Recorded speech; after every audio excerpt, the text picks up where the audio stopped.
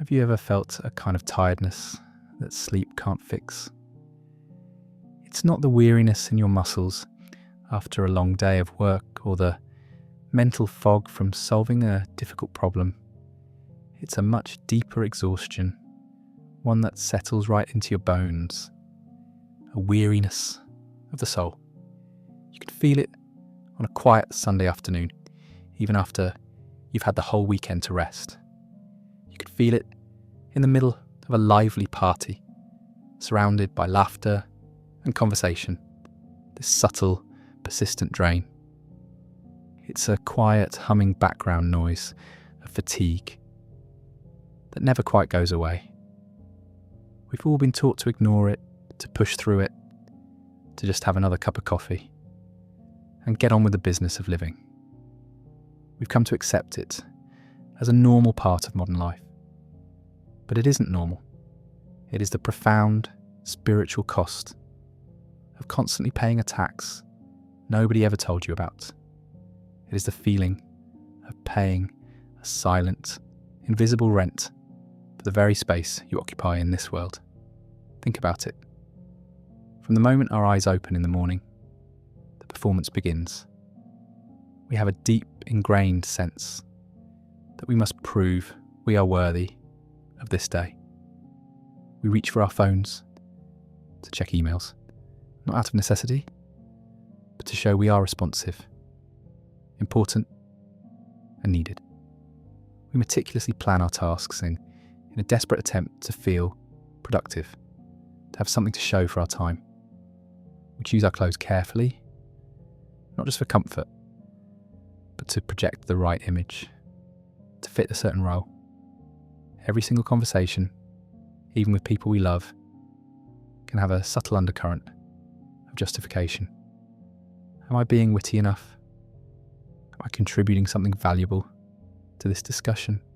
Am I being a good enough partner, parent, or friend?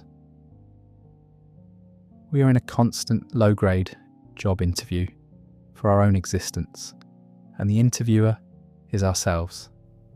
This relentless self-evaluation is the rent. We pay it with our most precious resources, our attention, our vital energy, our peace of mind. It's the silent, grinding effort of trying to earn your place, a place you were already given, unconditionally, the moment you took your very first breath. Reality doesn't send you an invoice. The universe isn't checking your credentials. This pressure comes from the old, inherited set of rules, the architecture of a past consciousness. And we have become our own most relentless landlords, showing up every hour to demand a payment that was never actually due. The entire way we see ourselves is built upon a single fundamental misunderstanding. We believe that our value is something we must create, something we must build from absolute scratch. We approach our lives like a contractor with a set of blueprints, spending all our time and energy trying to construct a grand monument of self-worth. We add another degree to our name. We chase a more prestigious job title. We acquire more possessions to furnish our lives. We collect exotic travel experiences to have better stories to tell. Each accomplishment is just another brick we lay in the towering wall of our perceived value. We desperately hope that if we can just build it high enough, if we can make it impressive enough, we will finally feel secure, stable, and undeniably worthy of being here. But here is the profound, heartbreaking mistake in that entire life plan. We are trying to build the very ground we are standing on. It's an impossible task. You cannot construct the foundation while you're already resting upon it. Your existence, your simple being, is the foundation. It was there before you ever laid a single brick. It is unshakable and whole. The frantic building isn't making you more secure. It's just making you exhausted. and distracting you from the solid, unwavering ground that has been beneath your feet this entire time. The very act of needing to prove you are worthy is the one and only thing that can make you feel unworthy. It is a machine that creates the very problem it pretends to solve. This leads us to the greatest, most absurd paradox of our lives. We're all striving with every ounce of our being to arrive at a place that we have in fact never left. You're already here. You already exist. This fundamental fact is not, and has never been, in question. And yet, almost all of our modern human activity, the relentless ambition, the constant self-improvement, the desperate search for validation, is a frantic, desperate attempt to prove this fact to ourselves. It is exactly like running a marathon with the sole purpose of getting to the starting line.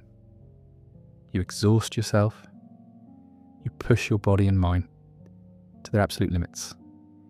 You suffer and endure, all for the grand prize of being right back where you began. Only now, you're too breathless and spent to appreciate it. We follow complex spiritual practices to find the inner peace that is already here, buried underneath a storm of thoughts about finding peace. We work ourselves into the ground to earn the financial freedom that is a pale imitation of the true freedom that is already our birthright. A freedom obscured only by our belief that it must be bought with our life force. We seek love from others to feel whole when our innate wholeness is the very thing that allows love to flow through us in the first place. Look at how this invisible pattern shows up in the smallest, most ordinary moments of your life. That vague feeling of guilt that creeps in when you're just sitting on the couch, doing absolutely nothing. What is that guilt? It's the invisible landlord knocking on your door, demanding to know why you aren't working to pay for your existence. That flicker of anxiety you feel when someone asks, "So, what have you been up to lately?" It's the sudden fear that your report of activities won't be impressive enough, that you won't be able to properly justify your existence over the past few days. We've become so conditioned by this that we even turn rest and leisure into another project. We schedule self-care on our calendars. We use apps to optimize our sleep. We try to be the best at relaxing.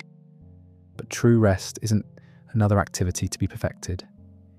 It is the complete cessation of the performance. It is the radical act of refusing to pay the rent for a home that you already own outright. To allow yourself to simply exist is not an act of laziness or surrender. It is an act of profound and quiet rebellion. It's a rebellion against an ancient set of rules that were designed to keep you running, to keep you paying, to keep you so busy building the walls of your own prison that you forget you were born with the key. In a field with no fences. The architecture of reality, the way everything truly works, doesn't operate on a principle of earning your keep.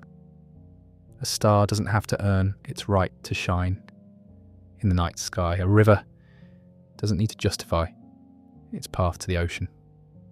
A tree doesn't strive to prove it is a tree. They simply are. They express their essential nature purely by existing. We are an inseparable part of this same fabric. The same magnificent intelligence that animates a spiral galaxy is the very same intelligence that is beating your heart right now, in this moment, without any effort from you. It doesn't ask for a resume. It doesn't check your list of accomplishments.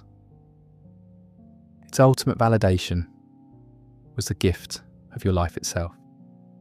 The great transformation that is happening for so many of us right now is the shift from seeing ourselves as separate from this, as needing to prove our worth to it, to finally realising that we are a direct, unique, and necessary expression of it. When you feel that deep soul-level exhaustion, recognise it for what it is. It is a sacred signal. It is a message from the core of your being, telling you that you're running on an old, outdated blueprint that no longer serves you. It's telling you that the tremendous effort of pretending, of proving, of justifying is costing you the very life you're so desperately trying to earn. So the real question isn't about how to be more productive or more successful or more worthy in the eyes of the world. The real question is far simpler and far more powerful. What would happen if you just stopped? What if, for one moment today, you dropped all the heavy tools you're using to build this monument to your own worthiness? What if you just stopped running the endless race back to the starting line? What if you politely but firmly fired the landlord in your mind and decided to live for free in the beautiful home of your own being? This isn't about changing what you do in the world. It's about changing the fundamental energy from which you do it. It's the difference between a flower struggling and straining to bloom in order to prove it is a flower, and a flower that just effortlessly blooms because that is its unchangeable nature. One is a life of constant draining effort. The other is a life of simple, powerful grace. This is the choice we all have in every single moment. We can continue paying the invisible rent, or we can simply and finally come home.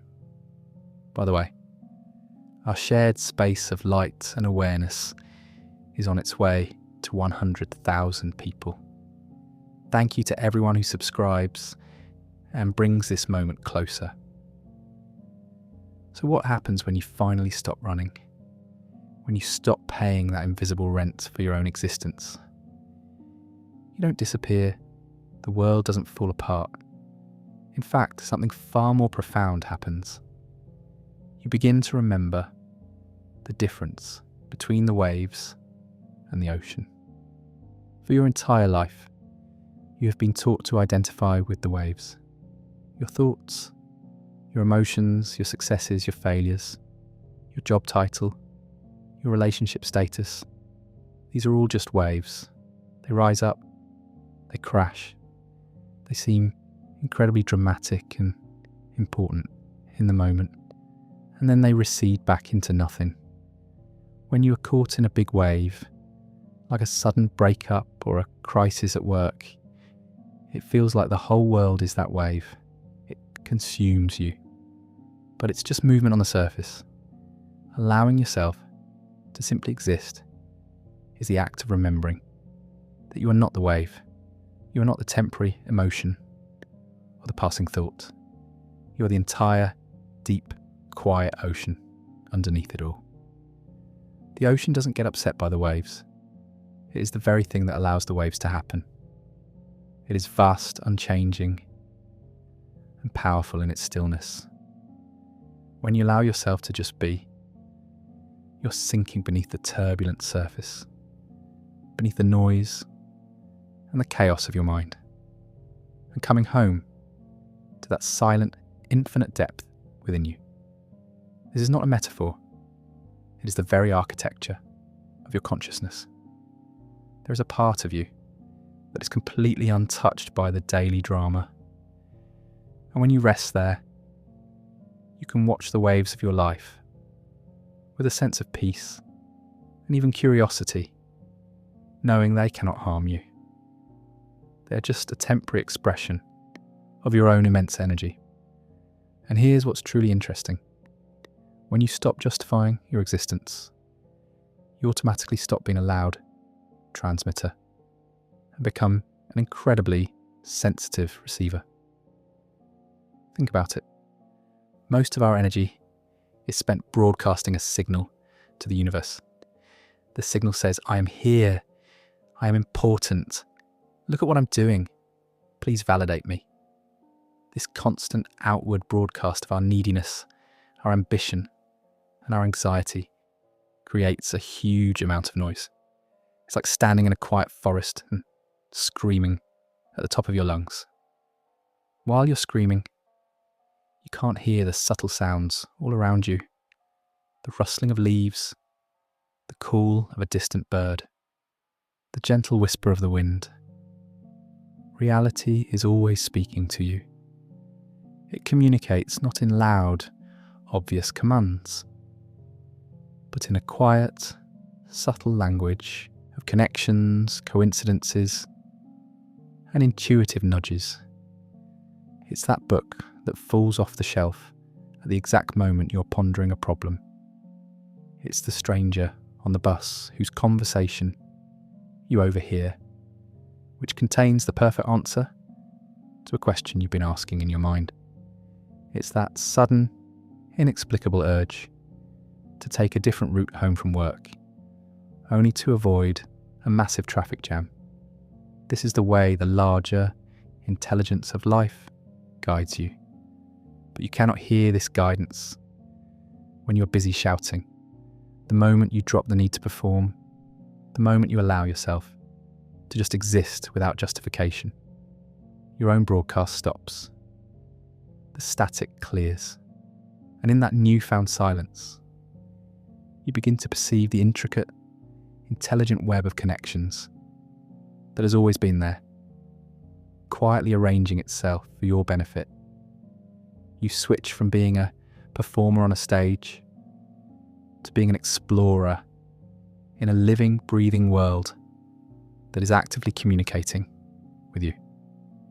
This leads to the great secret that feels like a paradox, but is in fact the most practical truth there is. The greatest and most powerful doing is actually being. Our culture has taught us the opposite. We believe that to change our lives, we must take massive, forceful action. We must hustle, grind, and struggle to impose our will upon the world. And sometimes this works, but it always comes at a great cost. The cost of that deep exhaustion we talked about. But there is a different way.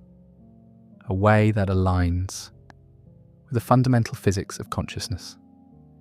An active state of presence, of simply being here without apology, is the most powerful force for transformation you can possibly possess. Imagine your unapologetic existence as a point of perfect stillness, like the calm eye at the centre of a hurricane. The world around you might be chaotic, swirling with drama and demands. But when you're anchored in your own being, you are not swept away by it. Instead, your stillness exerts a powerful harmonizing influence on the chaos. The chaotic energy of the world begins to arrange itself more gracefully and harmoniously around your point of calm. It's not magic. It's a form of resonance. People around you start to feel calmer in your presence. Complicated problems begin to untangle themselves, not because you fought with them, but because your centered energy allowed a simpler solution to reveal itself. Opportunities you were chasing desperately suddenly arrive at your doorstep with ease. This is because when you stop pushing against the world stops pushing back. You begin to move with the current of life rather than trying to swim against it. Your simple, quiet, unapologetic presence becomes the most effective action you could ever take. Let's ground this in your everyday life. You're in a tense meeting at work. The old way, the way of the transmitter, is to prove your point, to argue, to be the smartest person in the room. This creates resistance and conflict. The new way, the way of being, is to sit in your chair and simply be fully present. You listen deeply. You hold your own ground internally without needing to broadcast it. You bring a quiet, non-reactive energy to the room. Watch what happens. The tension often dissolves. Someone else might say the very thing you were thinking. A collaborative solution appears where before there was only conflict. Or think about a difficult relationship with a family member. The old pattern is to constantly justify your choices, to defend your position, to try and change them. This is exhausting, and it never works. The new way is to simply be with them, to hold your own space with love, but without the need for their approval. You stop playing the game. And when you stop pulling on your end of the rope, the entire tug of war collapses. Your simple presence changes the dynamic more powerfully than any argument ever could. This isn't about being passive or a doormat. It is the exact opposite. It is the active embodiment of your own truth, which requires no external validation. It is the quiet power of a mountain, which doesn't need to shout to prove its strength. So, how do you begin? You don't need to go on a retreat or read 100 books. You begin right here, right now. You begin by noticing the invisible rent and making a conscious choice not to pay it for the next 5 minutes. When you are washing the dishes, just wash the dishes. Feel the warm water on your hands. Don't use that time to mentally rehearse an argument or worry about your to-do list. Just be there, washing the dishes. When you're drinking your morning coffee, just drink the coffee. Taste it. Feel the warmth of the mug. For those few moments, don't try to be a productive person or a successful person. Just be a person drinking coffee. These are not small acts. They are revolutionary. Each time you consciously choose to be present without a purpose, without an agenda, you are reclaiming your own ground. You are training yourself to live in the home that is rightfully yours. You are rewiring your entire being to operate from a place of sufficiency, not from a place of lack.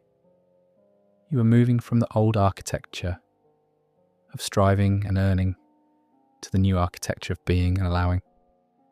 This is the great shift in consciousness that is happening on our planet. We are a generation of people waking up from a long, exhausting dream.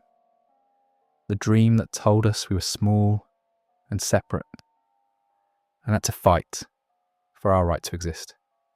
We are slowly, one by one, remembering that we are the ocean, not just the waves. We are learning to be quiet so we can hear the beautiful, intelligent language of reality. And we are discovering that our simple, authentic presence is the most powerful gift we can offer to ourselves and to the world. Allowing yourself to simply exist is not the end of your journey. It is the real beginning. It is where life stops being a struggle and starts becoming a dance. It's where you stop trying to build your own little kingdom and realize you already inherit the entire universe. You are already home. You have always been home. You just needed to stop, get quiet, and allow yourself to notice. You are already enough. Everything you ever searched for is already contained within your own simple, magnificent being. If this video changed something in you, write in the comments, "I am here." And that is enough. Write it as your promise. Nobody